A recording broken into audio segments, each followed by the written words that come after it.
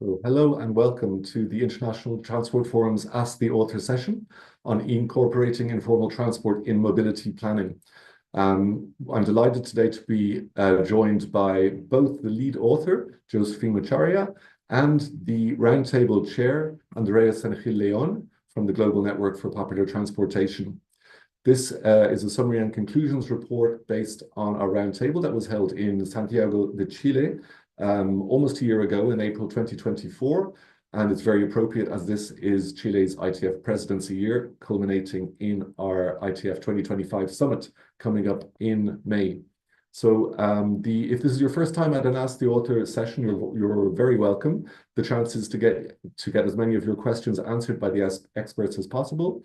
We'll have around a 10-minute presentation from the lead author and the roundtable chair, followed by your chance to ask the questions, which you can do so by using the Q&A, the question and answer function in your Zoom window. If you're on social media, on LinkedIn or YouTube, and you want to ask a question, just click the link to register and join us in the Zoom room.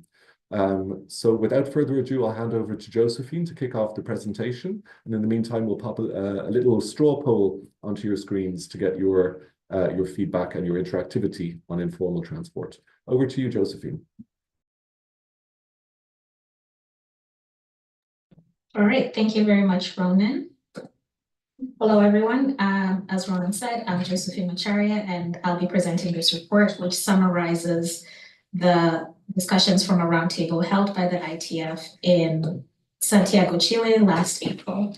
The roundtable focused on minimizing the negative externalities of informal transport and maximizing its societal benefits. When discussing informal transport, we're referring to a wide range of privately organized and operated public transport services. So these can include various modes, from motorcycle taxis to shared ride services, minibuses, buses, the whole 9 yards. There's already extensive work characterizing these services, so the report really focuses mainly on informality in transport as it relates to the involvement of public authorities in the funding, planning, and delivery of these services. Roundtable discussions focused on establishing a common understanding of the societal benefits and negative externalities of the sector in order to identify the role for public authorities in contexts where their involvement in service planning and delivery is limited. Importantly, limited public authority involvement does not mean that there are no regulations for the sector. In fact, for the most part, the presence of informal transport doesn't reflect a lack of regulation, because there's often regulation in terms of entry to the market through licensing, or in some cases, there's also regulations on where services can operate. Instead, the presence of these services represents limitations of existing regulations and lack of adequate investment in public transport services to meet demand. By this, we mean that informal transport exists where there's demand that is unmet by public or institutional services. And this has often meant that these services are also excluded from mobility planning processes, despite being a dominant mode of transport in many contexts. However, while these services are filling gaps in various contexts, the Cairo and Kampala examples here actually illustrate a combination of informal and institutional services coexisting. There really is no obligation for private operators to provide services where they're not profitable, which can also mean that spatial inequalities continue to exist when it comes to accessing mobility.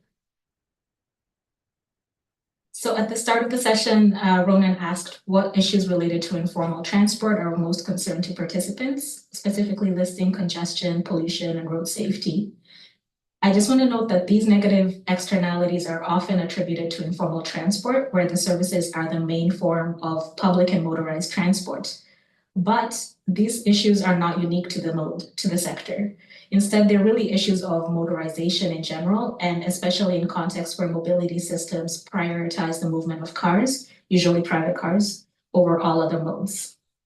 Nonetheless, informal transport does contribute to congestion, pollution, and road safety issues, which can also be made worse by some of the sector's operating practices. This can include high competition in the market, which means that services operate where demand is high, and operators are competing for passengers, often engaging in risky behaviors. but also the sector's organizational structures can contribute to poor working conditions, such as long hours for operators looking to recoup their costs. Outside of the sector's operating practices, other factors also contribute to these negative externalities. For example, the choice of vehicles can be limited depending on import regulations or domestic vehicle manufacturing capabilities, which then results in older and higher emitting fleets in many cases. Additionally, operators might prefer smaller vehicles, which can be cheaper to operate, and in fact also provide more flexibility to serve peripheral areas where road conditions can vary. But this also worsens issues related to road safety and pollution.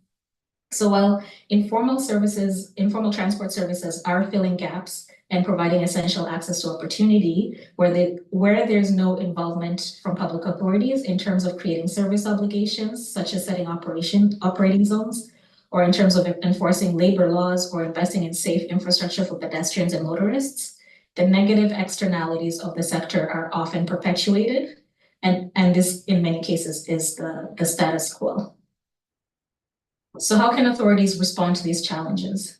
In many contexts, public authorities have relied on reform and displacement of informal transport to address the sector's negative externalities. This is often done through a major public transport project, such as bus rapid transit, which indeed can be a catalyst for reform. Such projects require mobilizing funding and changes to transport governance and institutional frameworks, which presents an opportunity for addressing some of the negative externalities of informal transport. However, waiting for a major project to materialize to address negative externalities comes at a cost for the people who rely on these services and for public authorities as well, and for society as a whole. For example, looking at the Mexico City metropolitan area in Bogota, you can see that access to opportunities is significantly higher when informal transport is included. And this is evident by the extent of the minibus taxi network in Mexico City, which provides significant coverage even outside of where they have the institutional public transport routes. So to maintain these societal benefits while addressing the negative externalities, this report recommends taking non-punitive approaches, working with service providers to ultimately transform urban mobility so that it works better for everyone. Instead of relying solely on reform and displacement, we recommend that public authorities can include informal transport in mobility planning processes using a vision-led approach such that measures to improve the sector align with broader policy goals for sustainable urban mobility. So if a public authority wants to improve road safety, for example, they can make investments in better infrastructure for pedestrians and improve waiting areas around major trip generators to reduce points of conflict while improving operations for informal transport services. This, of course, requires that public authorities directly engage with the sector to establish trust and co-create a common vision on improving transport for everyone. One example of effective engagement that we cover in this report is from Mexico City, where the Transport Authority has been engaging in ongoing dialogue with the operators using a public subsidy program to help operators upgrade vehicles. And that program is supplemented with training sessions to also help operators access funding. Of course, this kind of long-term engagement is possible because the public authority has also invested in institutional capacity building. This not only ensures continuity in decision-making, it also reduces risk for investment in the sector. Such a collaborative approach also requires that public authorities explore solutions that go beyond regulation, control, and displacement to identify a comprehensive package of measures that address negative externalities and strengthen the small and medium-sized enterprises that are operating these services. By incorporating informal transport in mobility planning processes, authorities can ensure that the measures to address the negative externalities are based on quantitative and qualitative data that helps them understand how the sector operates and the benefits it contributes to society as a whole. That's the end of my portion of the presentation, so thank you. And before we move on to questions, I'll pass the stage to our roundtable chair, Andrea, for a brief reflection on how this work fits into wider efforts to better recognize, support, integrate, and fund informal transport around the world. Thanks so much, Josephine. And it's great to see some familiar names. I don't see the faces in the participants list. We're super excited from the Global Network for Popular Transportation for this report to be out in the world already. We've been working to bring popular transport. We call it popular, but it can be called informal, paratransit, artisanal, intermediate transport. It has many names. We choose to call it popular because it's the most popular mode of transportation around the world, and it's by the people to the people. So we're super excited for this report to be out, and I just wanted to give a taste of what's next, right? This report gives several recommendations, but it exists within a number of efforts that different stakeholders are doing to push forward the agenda of popular transport into international policy and transport conversations. So, Josephine, if we can go to the next one.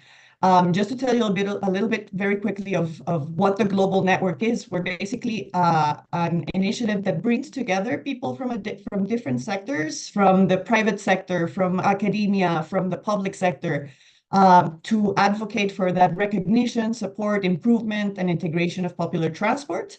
Next slide, please. And we do this with the vision that popular transport is an asset to cities, and where we can imagine a future where popular transport is part of the transport network. It's part of a multimodal, modern, integrated transport system where popular transport operators are partners to the city. It's not an enemies or either or. It's a partnership where they can be a catalyst for sustainable development, decarbonization, and social justice. So basically integrating and collaborating with the sector to make a better mobility system. Next slide, please. And based on this vision, part of our work has been to identify different players and influencers and actors around the world that are already either studying popular transport or working with the operators, working with the local governments, with the national governments in mapping, digitalizing, funding, modernizing popular transport. And even though it's quite a niche sector, we see that there is now momentum and there is a wide understanding in the transport sector that it is really necessary to start working with the popular transport sector and integrate it into policy and planning. If your name is missing there, please let me know.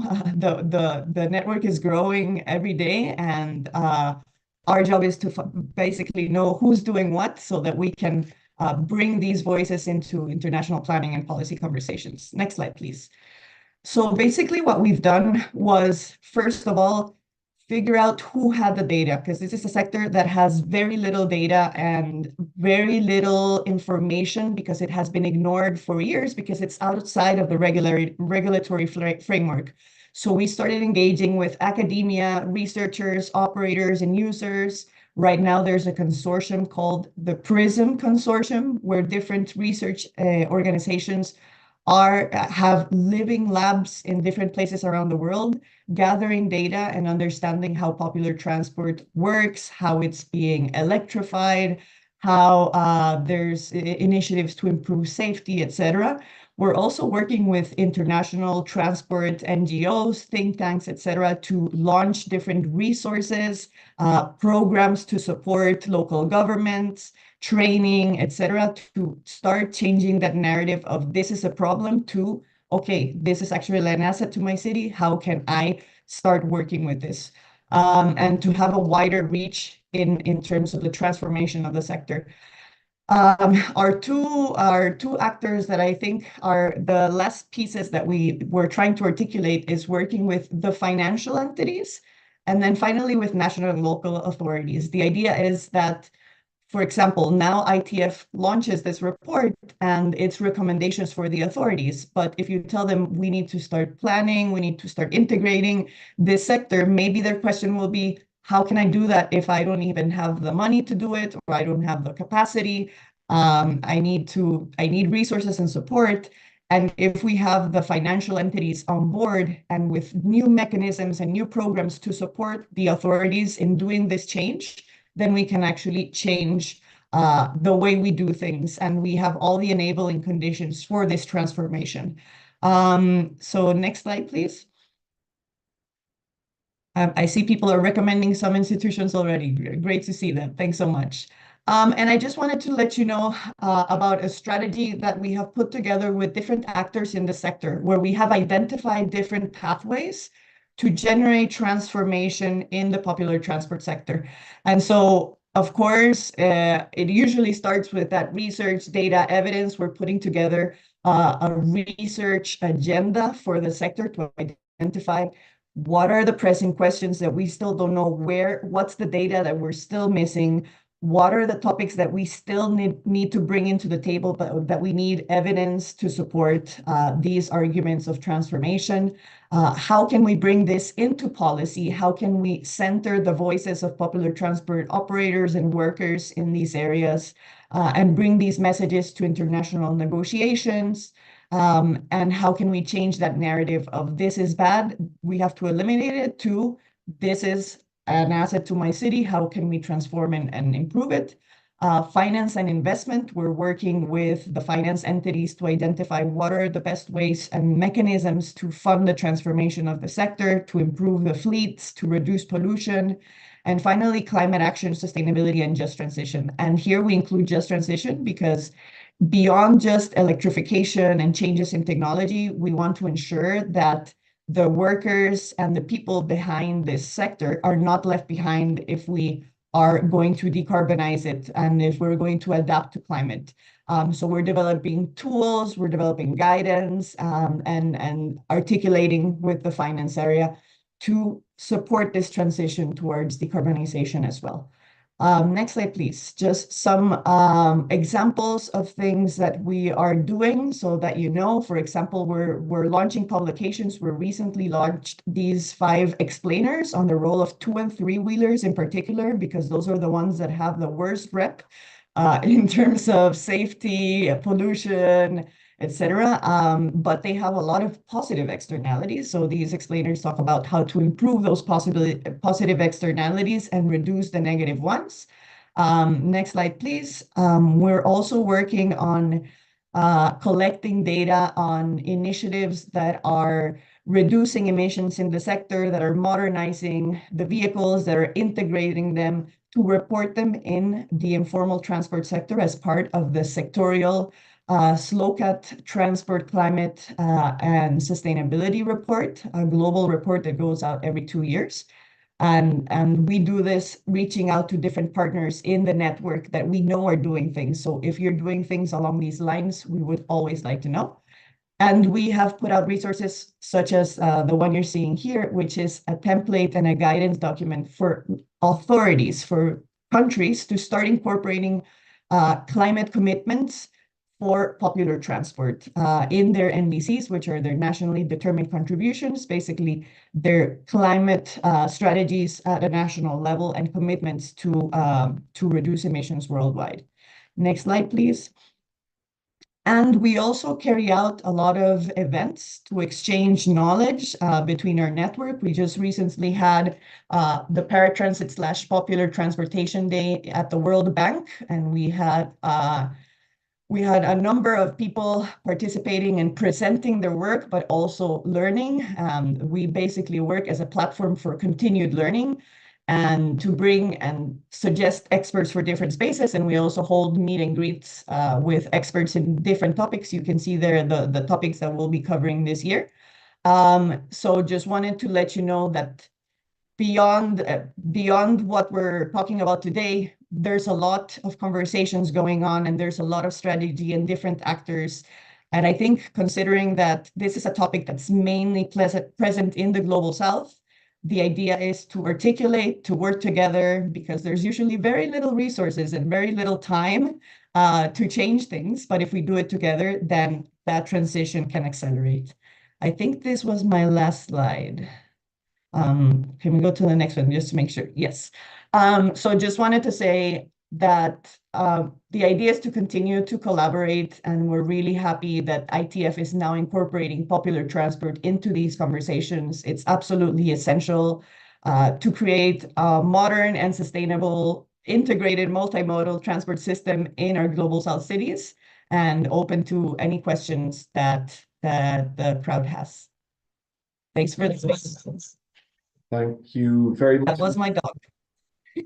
Thank you very much, Josephine and Andrea, for a very comprehensive overview of a report that's indeed very detailed. There's a link to the report download in your Zoom chat.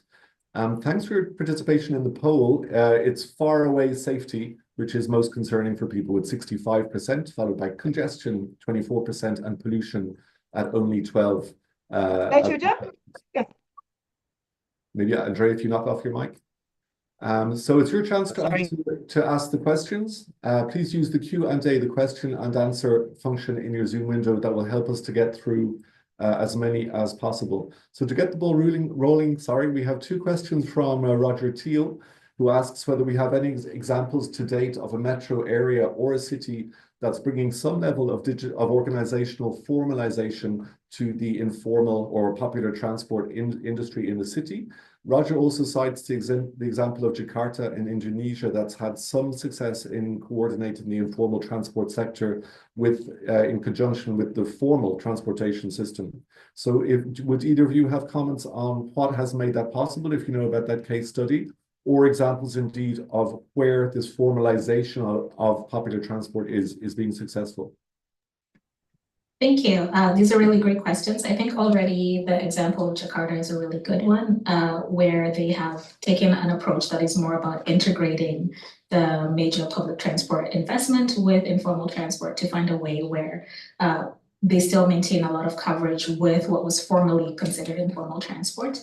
Another couple of examples that came up during the roundtable discussions that were really different approaches to this are in Mexico City, where there's really a strong effort to work with the operators to help professionalize their enterprises so that they can better access bidding for routes or providing services. They can also access funding to improve their fleets. So this has been a very long-term ongoing process in Mexico City. I recommend checking that case study out in the report. And then I'll also point to South Africa, which has some great examples of also professionalization, where the public authorities work again with the service providers, the operators, to help them set up associations where they can pool resources and they can coordinate operating in different areas, that sort of thing, which has been pretty successful in those contexts. Can I just add there? I think those two case studies are the best ones that we've seen so far.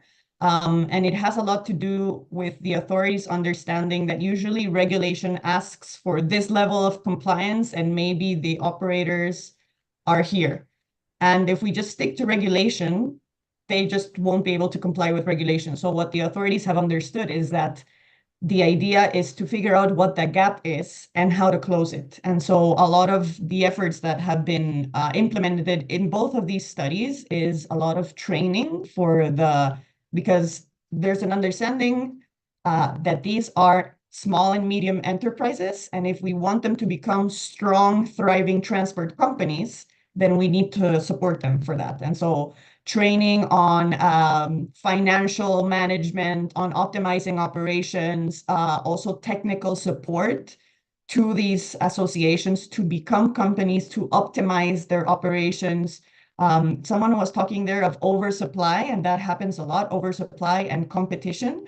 And so part of that training and support involves figuring out what is the optimal number of vehicles that should be out there? How do we reorganize and optimize the route planning, for example? Because if they're all atomized, then they have a lot of competition and redundancy. But if they're working together as one organization, they can optimize the service and stop competing with each other, which also results in more road safety because they are now no longer competing for passengers, which is usually an issue in the sector. So I'll leave it right there so we can hear more questions. Thanks very much, Andrea and Josephine. I think that replies to Jean-Charles Crochet's question. I'll just read it out anyway, that you're mentioning you're not mentioning the two most important problems concerning popular transport, i.e. the oversupply of operators and the fact that the route networks have developed organically and are not optimal for passengers. So I think that we've already replied to those questions. If you have any others, Jean-Charles, don't hesitate to pop them into the Q&A. Let's move on to a question from Ziv Leve. These informal transportation services often function as a form of public transportation. Has there been any effort to encourage the use of GTFS data formats, even in a non-regulated setting? And perhaps it would be useful to discuss the possibility of the mobile data team who are responsible for the GTFS data standard. Would either of you like to comment on that, on data standards for informal transport? Yeah, maybe I'll start, and Andrea can pick up on this, because I know that this is part of some of the efforts that they undertake. But there are definitely great examples of this happening. I think one old example is from Nairobi with the digital matatus mapping project. So there are various instances where the public sector, public authorities collaborate with academia and the private sector to map the services and create essentially GTFS data for informal transport services. Another great example from our roundtable was from Transport for Cairo, which is based out of Cairo, but they do a lot of projects outside of their setting, exploring this exact type of question, working in different places where informal transport is prevalent, and using data to help map the services and identify opportunities for improvement. I'll just briefly add that is one of the areas that's actually most advanced in the sector, because there were several initiatives to digitalize information and routes on the sector, and there's some places where it's been digitalized and integrated, for example, to Google Maps. So that's actually the case in Nairobi. It's a little bit outdated, but it's still useful to plan routes. And now there's an initiative from MIT, which was one of the leading actors in this initiative, Digital Transport for Africa, and Digital Matatus. And now they have updated information for, I think, more than 16 cities, and we'll be launching it soon. So keep an eye out.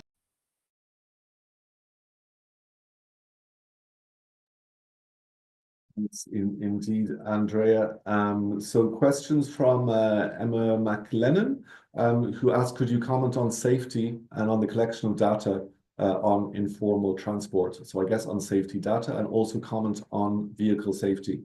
I know we've referred to powered two-wheelers, Andrea, already in your part of the presentation.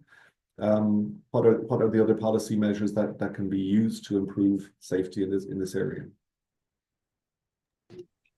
I think I'll just say that actually on the topic of safety, especially considering two and three wheelers, this is an area that needs a little bit more attention, or is starting to get a bit more attention, because these smaller vehicles, two and three wheelers, many of them are occupying that regulatory gray area that minibuses used to occupy. And in a lot of cases, there are strategies to upgrade vehicles, upgrade fleets when it comes to minibuses. But for two and three wheelers, this is becoming more of an emergent issue. So I think there are some efforts that are underway for this, but it's definitely something that needs to be focused on a little bit more. And part of this can be related to investing in the sector, in helping operators upgrade their fleets, and also in paying attention to where these services operate and identify opportunities to improve transport infrastructure in that area, sort of agnostic of the mode, like focusing on improvements for pedestrians and improvements for motorists in areas where these services operate, because often these services are very useful in places that don't have great road conditions. Yeah. For that, I would like to add, so the safety element is like pretty wide, because there's road safety, and then there's also like the personal safety part. So I'll address a little bit of those. First, as Josephine said, the regulatory gray area doesn't help anyone. It doesn't really help the operators, and doesn't really help the users either, because if the authorities don't even know who is operating these services and which vehicles and which license plates, then there will be no way of tracing them if something happens. So one of the first steps that several local governments have done is doing a census and bringing and providing incentives for the operators and workers to come and get registered, get a license. Actually, the ones that have been most successful in getting the operators to have licenses, because then that's an issue of safety, the operators having licenses to drive and driving safely, is making the licenses cheaper, because in a lot of places, the price of licenses is really, really high compared with the income of a popular transport worker. So having a registry of the operators and workers of the licenses, for example, investing in infrastructure so that the places where these vehicles are waiting for clients are safer and that you know who is there. For example, Mexico City, as part of their program, provided a bonus for the operators that would become companies could access this bonus to change their vehicles, and their vehicles now have GPS, they have security cameras, they have a tech center where the companies are now overseeing the operations, and that has brought down criminality, it has brought down road safety crashes. And so initiatives linked to that are really, really important. And finally, technology. Technology integration has been very helpful in improving safety in terms of, for example, being able to report an incident through the app, in this case, when it's combined with ride hailing or with government apps in integrated systems, because there's a better traceability of who was the guy who took me from A to B, and how can I report if something happened. So all of these different elements are contributing to better safety. And finally, in terms of road safety, just the design of streets so that it includes these modes is essential. Thank you very much, Andrea. I'll include in the Zoom chat the link to the latest ITF Road Safety Annual Report. At that link, you can find country chapters that include many emerging economies, including Mexico, Colombia, Uruguay. Also, quite a lot of information on safety of powered two-wheelers. And stay in touch with links that will come at the end of the session, because we have a new tool for what Andrea is referring to, which we call the SAFE system, about creating an overall structure that you reduce the risk of crashes within.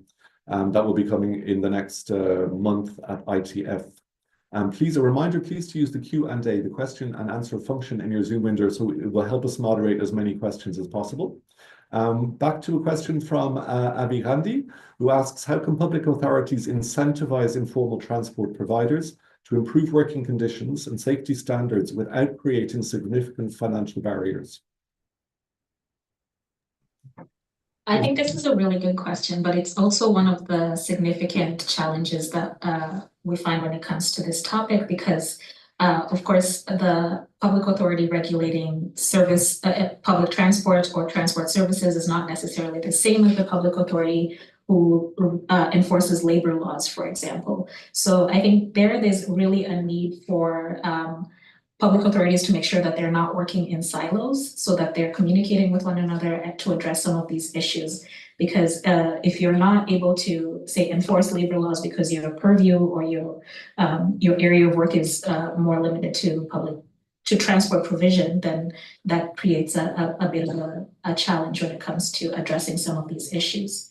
Some examples where authorities have managed to help improve working conditions are out of South Africa, for example, where they've undertaken efforts to professionalize operators, so to organize them into associations, which can help with addressing some of these challenges that arise from the way that organizational structures can contribute to poor working conditions, for example.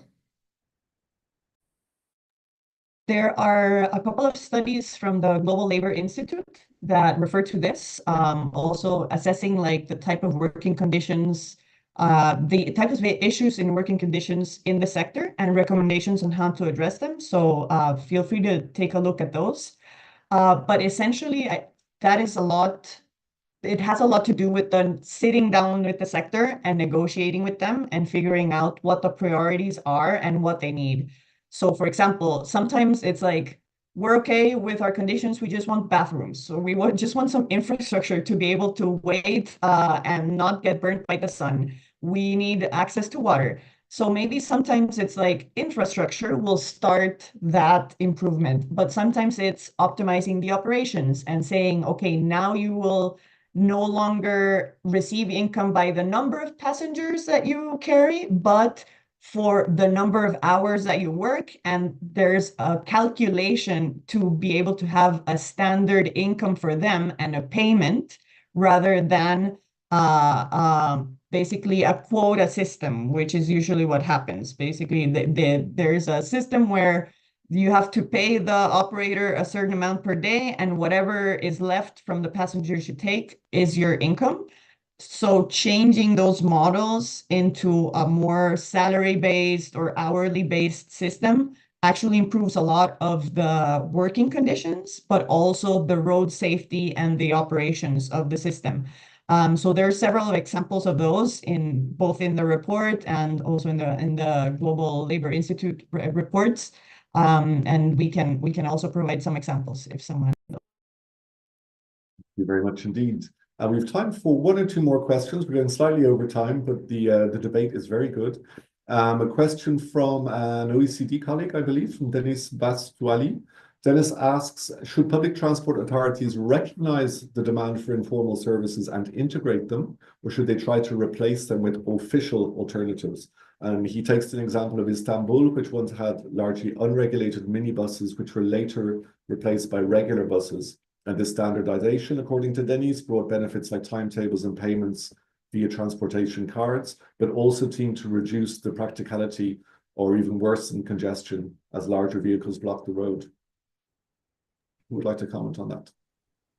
I can start with this. I think it's a really good point to bring up that taking the route of formalization and replacement actually does come with some unintended consequences that make it can create new additional challenges that authorities may not have considered when they go into the process of formalization. One big issue, for example, is this first and last mile access and service coverage, especially in areas where mass public transport, like bigger buses, might not be the best vehicles to serve that kind of demand pattern.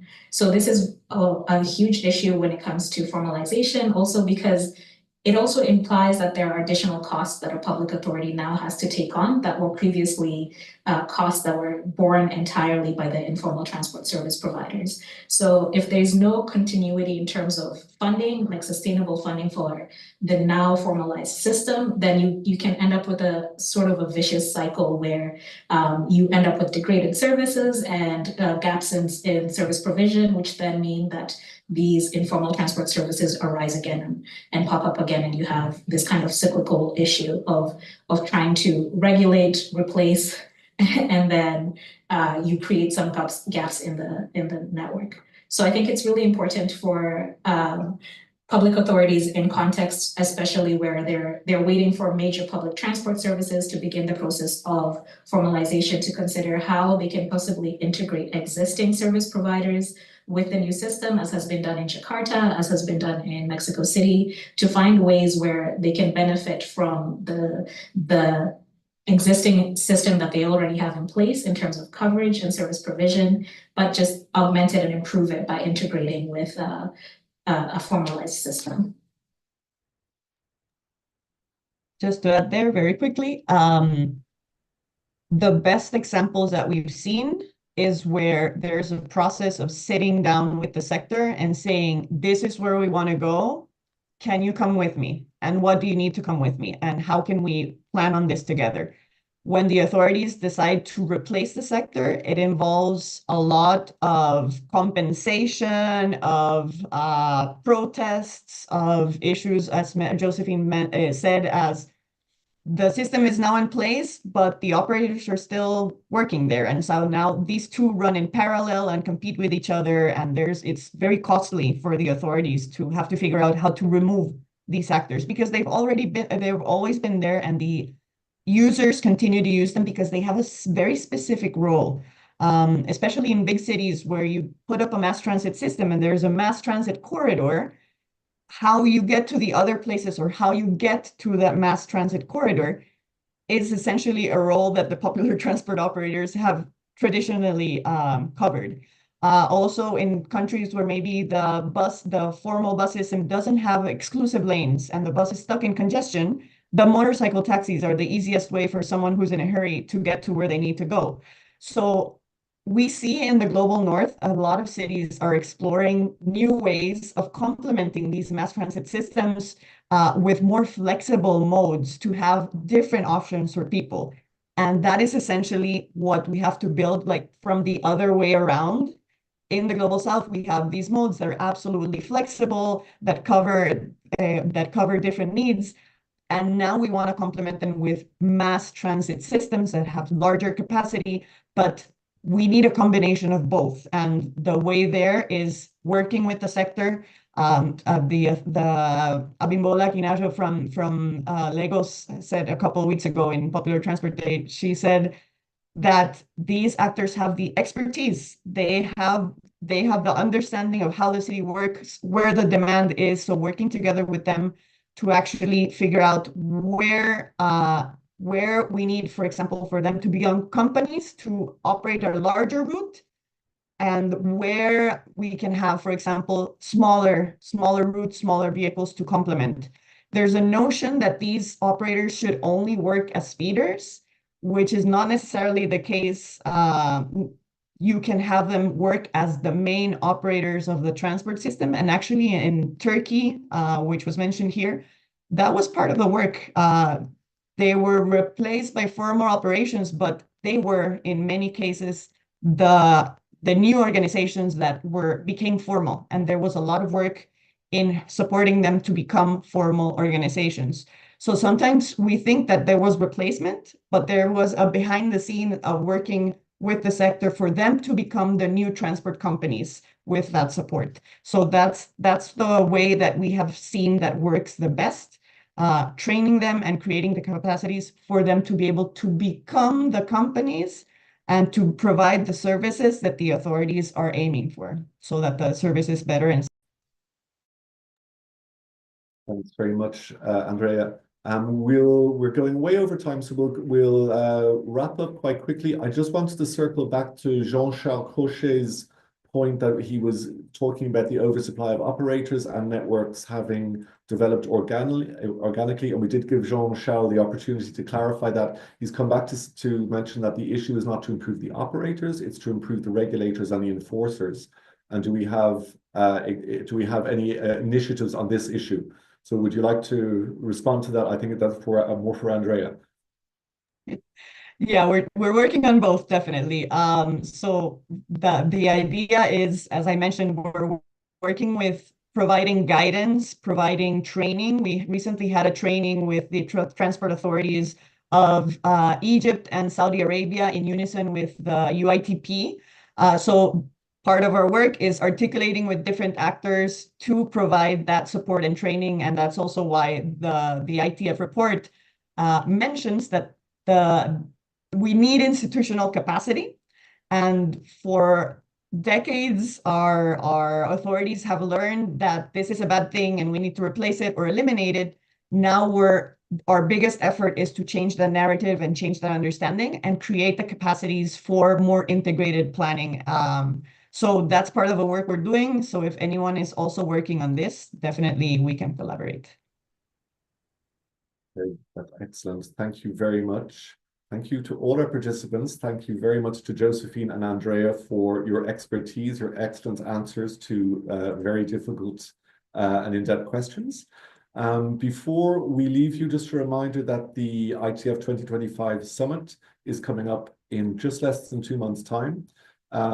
Informal transport is not on the core program per se. However, there will be side events during the summit that will address many of the issues that we've dealt with today.